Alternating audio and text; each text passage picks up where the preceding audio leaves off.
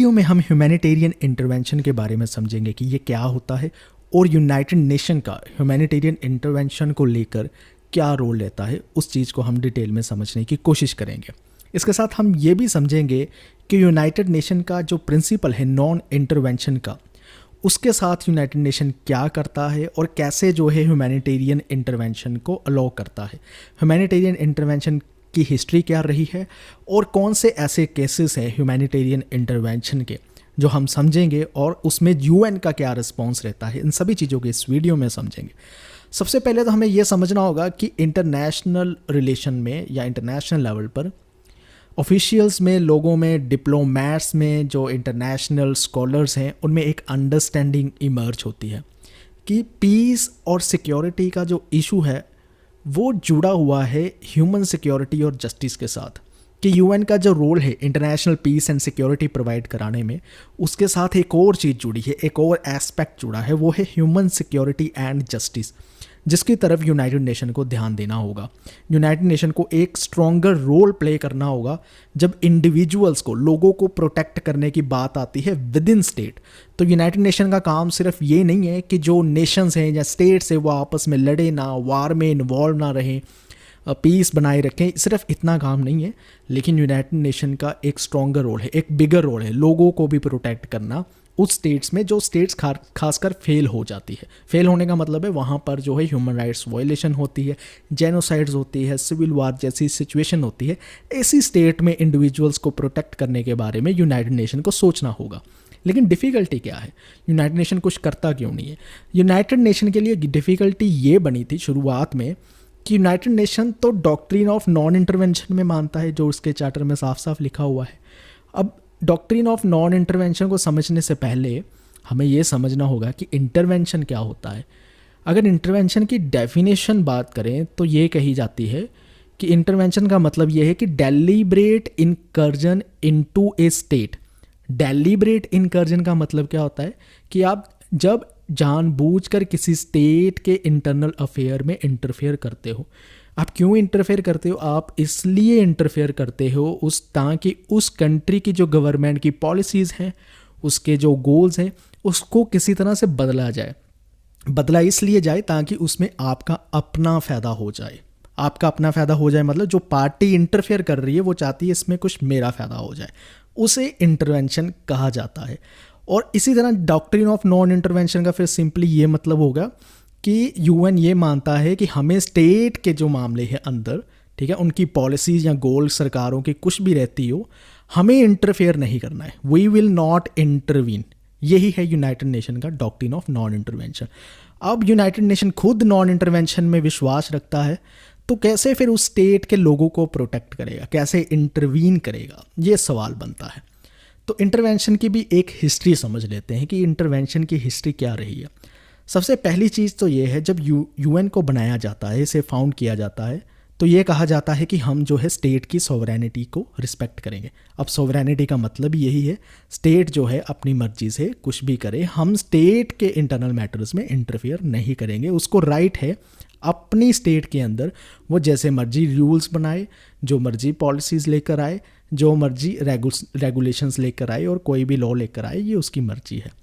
अब इसका मतलब ये हो गया कि स्टेट के पास एक्सक्लूसिव ज्यूरिस्डिक्शन है, वो जो चाहे with in their border, with in their territory वो कर सकते हैं, ठीक। और यूनाइटेड नेशन के चार्टर में आर्टिकल 2 में क्लॉज नंबर 7 में ये प्रिंसिपल ऐड भी किया गया। लेकिन इस प्रिंसिपल को ऐड करने से पहले की भी एक हिस्ट्री है। वो ये थी कि स्टेट पहले पहले इंटरवीन करती थी। जैसे कि आप यूएसए की एग्जाम्पल ले लीजिए। 1933 तक जो यूएसए है वो इंटरवीन करता आया है इंटरनल अफेयर की उन स्टेट की जो स्टेट उसके हेमिस्फेयर में आती थी। यानी जैसे कि लैटिन अमेरिकन कंट्रीज़ होगी, मैक्सिको होगी, वहाँ पर वो इंटरफेयर करता आया है 1933 तक, ठीक है। यूएसए जो था वो इंटरवीन में विश्वास रखता था कि इंटरनल अफेयर को चेंज करने की ज़रूरत पड़ती है ताकि पीस एंड सिक्योरिटी बना रहे। ये यूएसए का जो था एक विश्वास था, एक ओपिनियन थी। लेकिन यूनाइटेड नेशन ने ये बदला बाद में आकर 1945 के बाद। सिर्फ यूएसए क्यों, even Soviet union, even United nation के बनने के बावजूद भी ब्रेजनेव डॉक्ट्रिन लेकर आता है, 1970s में आता है। ये ब्रेजनेव डॉक्ट्रिन ये कहता है, देखो ये यूएसएसआर की अपनी 15 स्टेट्स है ना, कंट्रीज़, उसमें यूएसएसआर के पास राइट है मेंबर स्टेट में इंटरवीन करने का, कि उनके इंटरनल मैटर्स में वो इंटरवीन कर सकता है। वो हमारी कंट्रीज़ है, वो हमारे मेंबर है, हम कैसे कर रहे हैं, अपनी सरकारें चला रहे हैं, इसमें किसी और को क्या, तो हम इंटरवीन करेंगे। तो ये ब्रेजनेव डॉक्ट्रिन कहता है। तो ये इंटरवेंशन की हिस्ट्री कुछ इस तरह से चलती आ रही है। अब बात आती है फिर इंटरवीन करने की परमिशन कैसे मिले, लाइसेंस कैसे मिले, कौन सी ऐसी चीज़ होनी चाहिए कि हम इंटरवीन कर सके। तो 1990s में कुछ लोगों ने कहा कि इंटरवेंशन का जो पीरियड था ना पुराना, हमें वो दोबारा लेकर आना चाहिए, हमें इंटरवेंशन को जस्टिफाई करना होगा किसी तरीके से, नहीं तो जो इंडिविजुअल्स हैं हम उनको प्रोटेक्ट नहीं कर पाएंगे, एक अच्छा स्टैंडर्ड ऑफ लिविंग नहीं दे पाएंगे, एक पीसफुल हार्मोनाइज सोसाइटी क्रिएट ही नहीं कर पाएंगे। तो इसलिए उन्होंने इंसिस्ट किया कि यूनाइटेड नेशन इसको लेकर कुछ करे और इंटरवीन करने का ना लाइसेंस जो है वो स्टेट्स को ग्रांट करे या अपने मेंबर को ग्रांट करे, किसी तरह से कुछ करे। क्योंकि ये लोग कहते थे कि यूएन के चार्टर में सिर्फ स्टेट के राइट की बात नहीं की गई, रैदर इसकी भी बात की है कि लोगों को भी उसने प्रोटेक्ट करना है, स्टेट के विद इन जो लोग हैं उनको भी प्रोटेक्ट करना है। सिर्फ स्टेट के राइट की को बात कर रहे हैं, राइट ऑफ पीपल की भी बात होनी चाहिए। तो स्टेट तो बेसिकली इसीलिए ही क्रिएट की गई है ना, ताकि लोगों के राइट को प्रोटेक्ट किया जाए। तो सबसे पहले हमें फोकस स्टेट से हटकर पीपल सेंट्रिक करना होगा, लोगों के बारे में सोचना होगा। तो इसके लिए फिर 1991 में जनरल असेंबली एक रेजोल्यूशन पास करती है। ये जो नॉन इंटरवेंशन का प्रिंसिपल है ना, उसके रूल्स को थोड़ा रिलैक्स कर देती है और ये कहती है कि अगर हम किसी स्टेट को ह्यूमैनिटेरियन असिस्टेंस देना चाहते हैं, किसी अफेक्टेड स्टेट को, लेकिन उसकी मर्जी से, तो हम इंटरवीन कर सकते हैं। मान लो कोई स्टेट खुद बुलाती है कि मेरे से सिविल वार कंट्रोल नहीं हो रहा, मेरे से जीनोसाइड की जो कंट्री में सिचुएशन चल रही है संभाली नहीं जा रही, तो आप कृपया इंटरवीन करें, तो फिर इंटरवीन कर सकते हैं। ये कंडीशन लगा दी। तो रूल्स तो रिलैक्स किए लेकिन इतने नहीं किए, फिर भी किसी हद तक शुरुआत जो है होती है। फिर आउटकम डॉक्यूमेंट आता है 2005 में वर्ल्ड समिट में। तो जनरल असेंबली उस डॉक्यूमेंट से क्या कहती है, उसमें वो एक चीज़ क्लियर करती है कि अगर जो नेशनल अथॉरिटीज़ है, नेशनल अथॉरिटीज़ का मतलब है किसी कंट्री की अगर सरकार अपनी पॉपुलेशन को जेनोसाइड से, वार क्राइम से या एथनिक क्लीनिंग से बचाने से फेल हो जाती है और इसके बाद अगर हर तरह के पीसफुल मेथड जो है उस स्टेट में इन सब चीज़ों को रोकने के लिए ख़त्म हो जाएं, तो फिर क्या कर सकते हैं, इंटरनेशनल कम्युनिटी जो है वो एक कलेक्टिव एक्शन ले सकती है।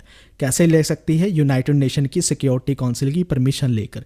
और यूनाइटेड नेशन की सिक्योरिटी काउंसिल को चैप्टर 7 में ये परमिशन मिली हुई है कि वो स्टेट में जो है फोर्स को भी यूज़ कर सकता है बिना उस स्टेट की मर्जी से। वो चैप्टर 7 के क्लॉज को यूज़ कर सकती है यूनाइटेड नेशन सिक्योरिटी काउंसिल।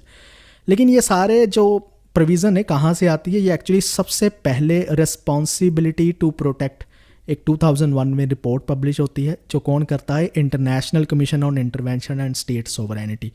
इसी चीज़ को लेकर जनरल असेंबली में चर्चा चलती है 2005 में, और ये 2005 में आउटकम डॉक्यूमेंट आता है और उसमें ये जो कहा जाता है कि हम जो है ऑथोराइज करते हैं इंटरनेशनल कम्युनिटी को, अगर कोई स्टेट फेल होती है अपने लोगों को प्रोटेक्ट करने में, तो सिक्योरिटी काउंसिल के थ्रू वो चैप्टर 7 के क्लॉज को यूज़ करके इंटरवीन कर सकते हैं, चाहे उस स्टेट की मर्जी हो भी ना, उसके अगेंस्ट भी इंटरवीन कर सकते हैं।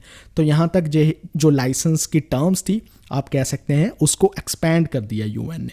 अब हम देखते हैं इंटरवेंशंस के कुछ केसेस कि कब कब इंटरवेंशन की गई है। सबसे पहला केस यूनाइटेड नेशन में तब आता है जब कोसोवो में इंटरवेंशन की जाती है ह्यूमैनिटेरियन ग्राउंड्स का हवाला देकर, इंसानियत का हवाला देकर। और नेटो जो है वहाँ पर अपना एयर कैंपेन लॉन्च करता है मार्च 1919 में, ठीक है, जिसमें वो कोसोवो की हेल्प करता है यूगोस्लाविया से, ताकि वहाँ की जो एथनिक क्लिनसिंग है वो किसी तरह से स्टॉप की जाए। लेकिन ये जो नेटो वहाँ पर करता है बिना सिक्योरिटी काउंसिल की परमिशन के करता है। अब ये बिना सिक्योरिटी काउंसिल के परमिशन से करता है तो इसको जवाब देना होगा, और ये जवाब में क्या देता है, हम तो बेसिकली भाई यूएन के प्रिंसिपल को फॉलो कर रहे हैं।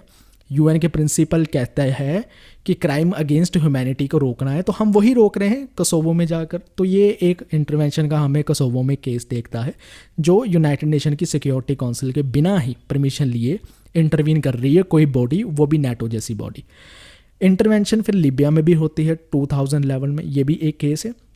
लेकिन इसमें सिक्योरिटी काउंसिल की रेजोल्यूशन मिलती है, अप्रूवल मिलती है, जिसमें लिबिया में एक नो फ्लाई जोन बनाया जाता है। नो फ्लाई जोन इसलिए बनाया जाता है ताकि वहाँ के जो सिविलियंस है उनको प्रोटेक्ट किया जाए। अब एक और इंटरवेंशन केस की बात करते हैं। जैसे इराक वार में 2003 में यूनाइटेड स्टेट जो है वो इंटरवीन करता है इराक में, ठीक है। ये काफ़ी कंट्रोवर्शियल लेता है, लीगैलिटी जो है इसकी काफ़ी कंटेस्टेड है। ये कहा जाता है कि इराक में किस बेसिस पर इंटरवीन किया गया है, तो यूएस ने इंटरवीन किया बिना सिक्योरिटी काउंसिल के मैंडेट के। एक और केस है, यूएस जो एक्शन लेता है अफगानिस्तान में 2001 में, वो एक एक्सेप्शनल केस बन जाता है। इसमें वो सिक्योरिटी काउंसिल की परमिशन भी नहीं लेता, लेकिन यूनाइटेड नेशन खुद कहता है क्योंकि 9/11 के इवेंट्स के चलते हुए यूएस जो है अपने डिफेंस के लिए अटैक कर रहा है, तो अगर अपने डिफेंस के लिए अटैक कर रहा है तो ठीक कर रहा है।